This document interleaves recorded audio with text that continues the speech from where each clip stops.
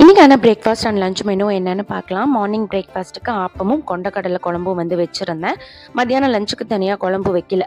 கொண்டக்கடலை குழம்பே வச்சுட்டு தொட்டுக்க முட்டைக்கோஸ் பொரியல் முட்டை போட்டு செஞ்சுட்டு கொஞ்சமாக தயிர் வச்சாச்சு. குழம்பு கொஞ்சம் திக்காக இருக்கிறதுனால பசங்களுக்கு முட்டைக்கோஸ் பொரியலில் சாதம் பெரட்டி கொடுத்துட்டு தொட்டுக்க ப்ரொக்கோலி பெப்பர் ஃப்ரை ரெடி பண்ணி கொடுத்துட்டேன். ஸ்நாக்ஸுக்காக வேர்க்கடலை வேக வச்சு கொடுத்து அனுப்பியாச்சு. ஆப்பத்துக்கு மாவு முந்தின நாள் நைட்டே ஆட்டி வச்சுட்டேன். காலையில் புளிச்சு வந்திருந்தது. ஸோ ஆப்பம் பார்த்திங்கன்னா ஓரமெல்லாம் நல்லா கிறிஸ்பியாக நடுவில் அப்படியே பஞ்சு மாதிரி ரொம்ப டேஸ்ட்டாக இருந்துச்சு. ஆப்ப ரெசிபி வேணும்னா எனக்கு கமெண்ட்ஸில் சொல்லுங்கள், கண்டிப்பாக உங்கள் கூட ஷேர் பண்ணிக்கிறேன். ஒர்க் எல்லாத்தையுமே இன்றைக்கி கொஞ்சம் சீக்கிரமாகவே முடிச்சாச்சு. இன்றைக்கி ஒரு வேலை இருக்குது. ஸோ மத்தியானம் போல் பார்த்திங்க அப்படின்னா என்னோடய 3வது காதை பேர்ஸ் பண்ண போகிறேன். ரொம்ப பயமாக இருக்குது. எல்லோரும் காது குத்தணும்னு முடிவு எடுத்துகிட்டு தோடு செலக்ட் பண்ணுவாங்க. பட் நான் தோடு பார்த்து ரொம்ப பிடிச்சி போய் அந்த 3வது காது குத்தலான்னு ஐடியாவில் இருக்கேன். பட் ரொம்ப பயமாக இருக்குது, எப்படி இருக்கும்னு தெரியல. ஸோ நெக்ஸ்ட் வீடியோவில் அந்த எக்ஸ்பீரியன்ஸை நான் உங்கள் கூட ஷேர் பண்ணிக்கிறேன். தேங்க்ஸ் ஃபார் வாட்சிங்.